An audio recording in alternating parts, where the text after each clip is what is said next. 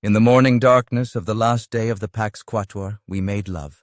Partly we, or I suppose I should say I, worried that it might all go spectacularly wrong and it might be our last chance, and partly just because, as my wife once famously told the raiders of Kattegat, humans are always in season. I was 144 years old, and Emma was 140. Either of us would have been carded to prove our age if we tried to buy cannabis. This was not generally the case for our peers.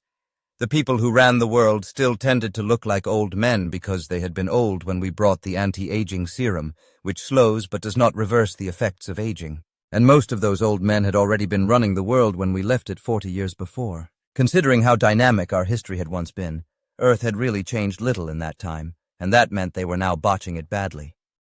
"So today we visit the Chinese," I said as the coffee brewed. "That's the plan." "How do you think they will react to our appearance?" Emma poured her coffee and sat down. "They'll try to kill us, of course." She was the warrior, so this did not bother her. That they would try to kill us didn't bother me. The Curators had given us great powers with which to pursue the curation of our homeworld, and with her human experience and skills, Emma had made those powers into things even the Curators themselves had never imagined. The Curators preferred to do their deeds in the shadows, appearing in the corner of the room where you weren't looking, rarely leaving obvious evidence of their works. But being humans, Emma and I knew that saving Earth would require something more theatrical. And being human, I knew we would probably have to kill a lot of the people we were about to call on. That bothered me. But it did not bother me enough to call off the plan. They had saved 7 billion people in the galaxy's first interstellar diaspora as the Earth's climate changed, but they had also let 7 billion more die of privation and outright genocide as their homelands were drowned. Their livelihoods dried up, and the agricultural lands that fed them became poisoned and barren. And with full technology, they had had the resources to save those people too if they had wanted to. Emma looked at the clock. "The Chancellor should be taking his evening tea in a few minutes," she said.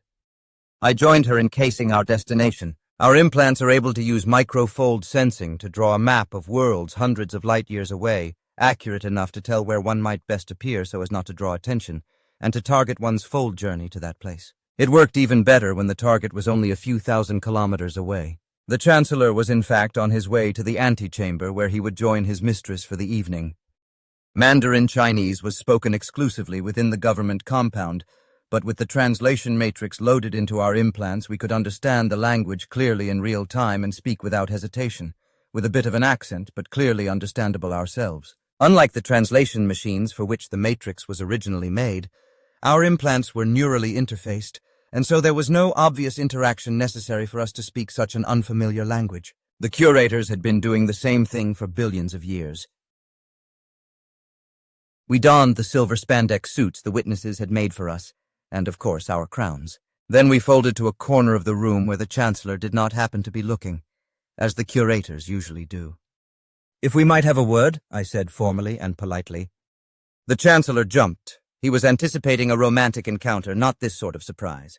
"Who are you, and how did you get in here?" he demanded. "We are the King and Queen of Earth, and we have come to take our thrones," Emma said. She tapped her titanium crown suggestively. "What is this madness?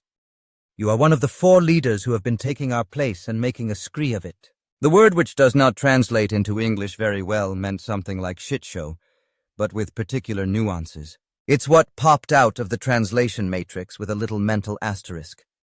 "I am the ruler of this nation, and your presence here is unacceptable. You will leave now." He pressed a little concealed button in the sleeve of his robe. We knew about it and let him, since it would be better for our purposes if someone saw what was about to happen. "We will leave when it suits us to do so," Emma purred.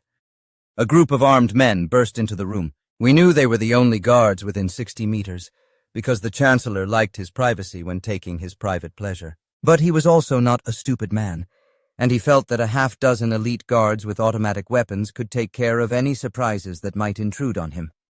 He was wrong. We let him get clear of the path between us and the guards, since it wouldn't suit our purposes for them to kill him the way Huey Long's guards had killed their leader. "Remove these interlopers," he ordered, and the guards advanced. Emma projected a horizontally oriented gravitational field, escalating to as much as half a gravity before the men could get to us. As they pushed into this increasing resistance, the leader said, "We can't reach them, sir." The Chancellor had not expected this, and now he ran for it. Unfortunately, he encountered another gravity field that I projected, preventing his escape.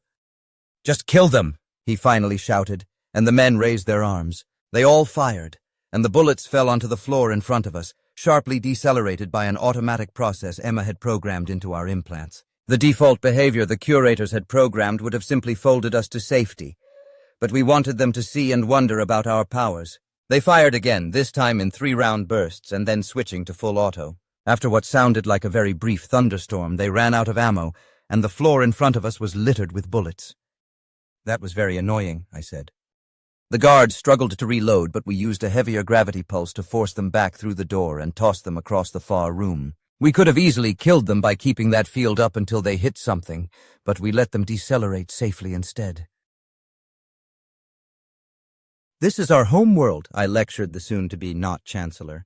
"We are human, but we no longer recognize it or how our brothers and sisters are treated here. You must commit to fix this. We have no problem with a scarcity-based society, since it is competition for resources that drove our people to greatness. But we do have a problem with a scarcity-based society where a few people have stolen all the wealth and are letting those around them starve because they don't want innovation." "I do not care what you want," the Chancellor sputtered. "I am the leader here. You will leave now, or I will have you killed." "You already tried that," Emma said. "How's it working out for you?" She was advancing on him, and he was retreating until his back was literally up against the wall. Emma reached for his face, and when her fingers touched him, she looked at the door. The guards, freed from the gravity trap, were just regrouping there. "Please," their leader said, "let's just—" Emma and the Chancellor disappeared, but his clothes didn't. "You're too late, boys," I said to the guards, and then I disappeared too.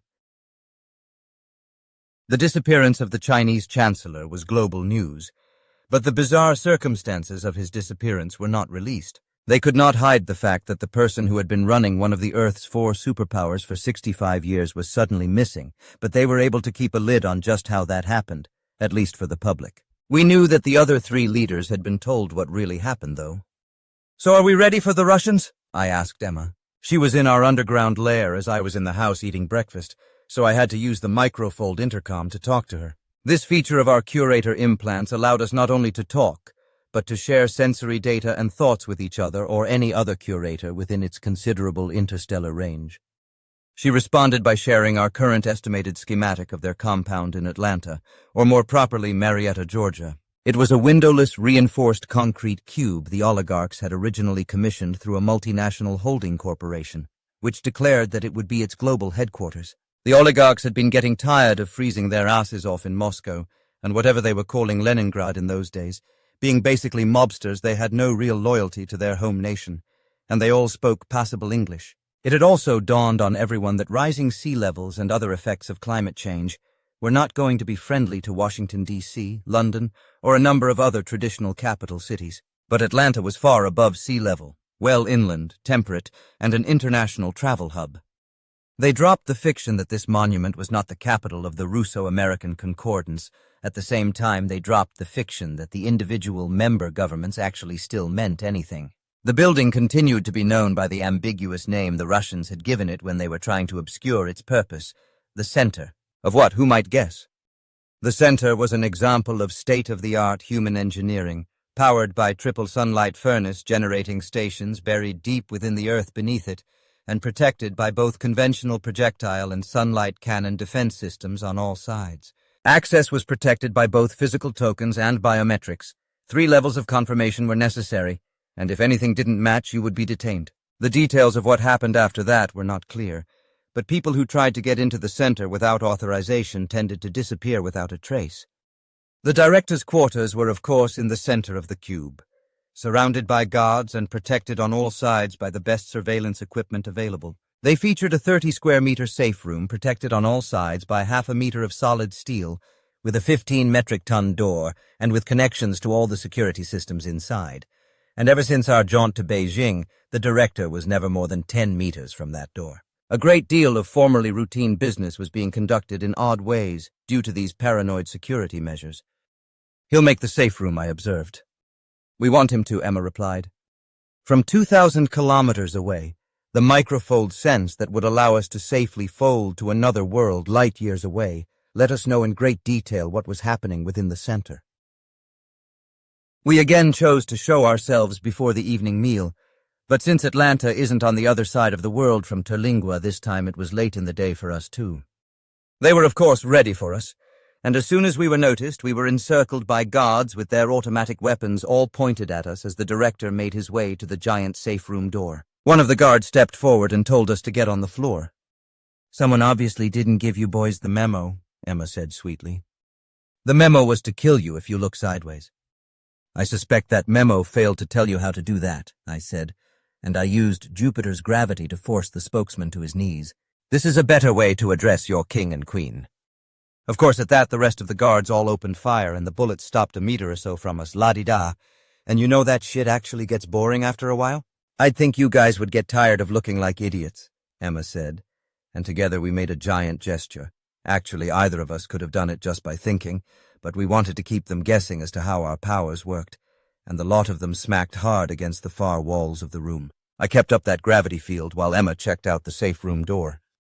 "Nicely made," she observed. "Shame it's just made of ordinary matter, though. Of all the sketchy things Emma has done with fold technology, channeling the gravity of a black hole is about the sketchiest.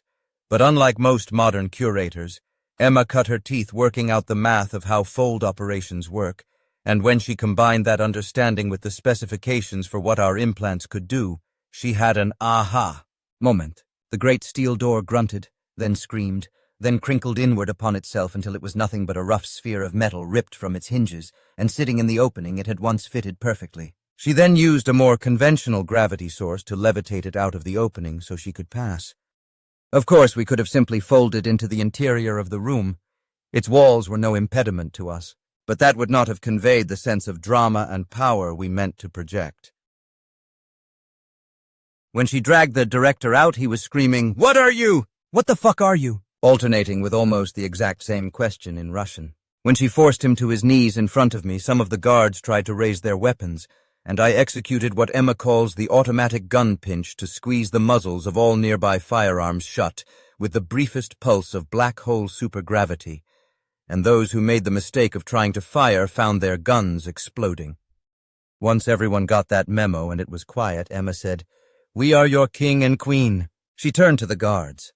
"When your leaders figure out who is going to take this man's place, let them know we will be back, as we still have matters to discuss." And then Emma, the director, and I all disappeared, but as in Beijing, the director's clothes did not disappear with him. Tokyo was not as cold as Moscow, but it was being constantly battered by the most powerful storms ever observed. And while modern architecture could mostly stand up to those storms, the infrastructure around those high-tech buildings often couldn't. The Japanese government, which by the middle of the 21st century was mostly run by the Yakuza crime gangs, just as Russia's government had been taken over 50 years before, decided to follow the Russians' lead by building a new headquarters in India, which the Yakuza had subverted and taken over in much the same way the Russians had taken over Europe and the Americas. Like Atlanta, Jaipur was far inland, far above sea level and temperate. The Yakuza built themselves a sprawling open-air palace in this land that they found pleasantly mountainous, but not too mountainous, much like Japan itself. And as with the Russians, it was nearly 30 years before most of the people ruled from this place learned that it was now their true capital. But the Temple of the East was not a giant security cube like the Russian center. Instead, it was a sprawling series of courtyards separated by narrow buildings with the occasional modest tower, none of it obviously very heavily fortified. By the time the Yakuza built the temple, the fold drive had made conventional defenses a very obvious waste of resources. So instead of making it impregnable, they made the temple beautiful in a very traditional Japanese sense. As we cased the facility with our microfold sense, it seemed that the Yakuza had made a pretty naive assessment of the situation, surrounding their first council with a battalion of armed troops. The risk of a Huey Long-type situation where his own troops accidentally killed him seemed great. "People are stupid," Emma said as we shared the intel and our insights via the microfold. "I'm not so sure," I warned. "Yes, people get cocky, but you don't take over a quarter of the world by being completely stupid. And they know what we did in Beijing and Atlanta." "People get overconfident," Emma answered in an unfortunately prophetic flourish. "You do something that works for decades. You end up thinking it will work forever, even when you should know better." Since the Temple of the East was built so heavily on the idea of public spectacle, and that was what we were trying to harness anyway. We decided to take the first council from his daily morning public address, which was always conducted from a dais at the center of one of the temple's largest courtyards. Since our hijinks in Atlanta, the courtyard would be filled with armed soldiers, nearly 4,000 of them, all armed with automatic weapons. We reasoned that being Yakuza the First Council was less worried about being killed by his own men than by being abducted, which was actually a sensible and courageous strategy. Most men with his power would not have exposed themselves so brazenly. As he gave his address, we appeared behind him, and before anyone could react, I executed the gun pinch, since we weren't sure our bullet-deflecting defenses could handle automatic fire from thousands of weapons all at the same time. But to our surprise, nobody fired at us, and when the council realized we were there, he turned and smiled. Failover. Emma shouted to me via the microphone. I didn't know what this meant, but I saw that the crowd of soldiers were surging toward us, not firing their weapons, but those on the leading edge brandishing hypodermic needles. "Take them, and don't let them ever wake up," the First Council shouted, and I realized I was thinking much faster than normal, and that Emma was executing a complex checklist as the soldiers advanced. They crossed 5 or 6 meters before we finally blinked out, and I found myself in pitch darkness. "Don't make a sound," Emma warned. "We haven't gone far." What the actual fuck, I countered. Nothing is working right. It was a curator failover routine that finally saved us. Nothing I made worked. "Then where the fuck are we?" "I think a weapons locker adjacent to the courtyard." As if to confirm this, we heard the First Council scream, "Then where are they?" In more muted tones, someone answered, "We have learned important science from this. We theorized that a suitably advanced fold drive could overcome the inhibitor at close range, but nobody was sure it was actually... Just find and kill them." "A fold inhibitor? Doesn't that shut down the whole world?" "Actually, the whole solar system. When you stiffen the fabric of space to make folding harder, it has to have a long range to be effective no matter how you do it." "That has got to be pissing a lot of people off then." "I don't care who objects, it stays up until you find them." "I don't think that is going to work out well for him," Emma said. "We folded out through an inhibitor field?" "Not far. Just 100 meters or so, and we barely managed that. We need to manage the situation somehow. We can't fold out from here? Maybe in small jumps, but it will be obvious the inhibitor is a useful defense against us." "What can we still do?" "Well, obviously the microfold, but that only at short range too. No tapping the gravity of black holes or even the sun." "What about the Earth? Could we fly?" A brief pause. "We can cancel Earth's gravity by redirecting its graviton field in opposition, but that just makes us weightless." "What about the two of us together?" Another pause. "Hey, that works. With 2 implants working together, we can use one to cancel the Earth's gravity and the other for thrust." "And you pinched their guns, didn't you?" "Yes, indeed, and they don't seem to know it yet." While we made plans to salvage the situation, we could hear through the walls that everyone else in the entire solar system was intent on making them turn the fold inhibitor off. "We need to show them that it's ineffective before someone launches a conventional missile at them," Emma said. "Let's roll." We folded back to the dais, behind and on either side of the First Council, and each of us grabbed one of his arms, and before anyone could react, we shot straight up into the sky. A few sharp sounds from below announced that soldiers had made the mistake of trying to fire their pinched guns. The Council struggled for a few seconds until Emma reminded him that if he managed to free himself, he would simply fall to his death. After that, he was quietly stoic, as would-be Japanese heroes are taught to be in a seemingly hopeless situation. Since actually crossing all the space between where we were and where we wanted to be was not really a practical matter, we chose a small ledge on the side of a nearby mountain to alight. Once we were on the ground, the Council sneered, "What is this? Can't you just take me where you intend?" "Not just yet. We need to wait until your people turn off the fold inhibitor." "So my advisors were right. The inhibitor does stop you." "It's a nuisance. But if it stopped us, we wouldn't be here." Less than a minute later, a lot of silent klaxons stopped ringing in our virtual ears. Our fold implants were working normally again. Over a year later, the First Council's distinctive uniform was found on the ledge by a climber who was attempting what was considered an impossible approach to the mountain.